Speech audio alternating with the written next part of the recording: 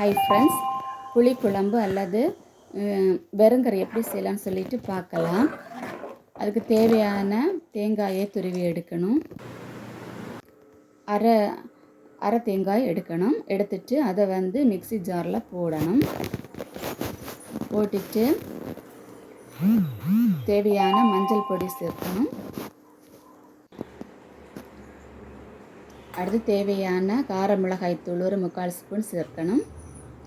அடுத்து ஒரு அரை கப்பு தண்ணி விட்டு மிக்ஸி ஜாரில் போட்டு மை போல் அரைச்சி எடுக்கணும்.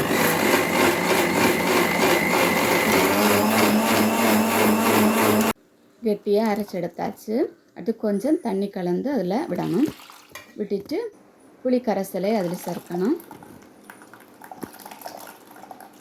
சேர்த்துட்டு தேவையான அளவு உப்பு சேர்க்கணும்.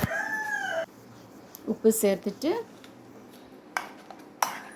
அதில் அது கொஞ்சம் அரை மணிக்கூர் அதை அப்படியே வச்சுருக்கணும். அப்போ அது செட் ஆகி நல்லா டேஸ்ட் கொடுக்கும்.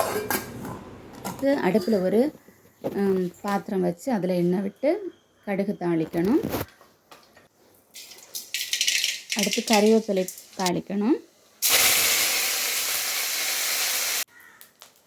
அடுத்து வச்சிருக்கிற புளி கரைசலை விடணும்.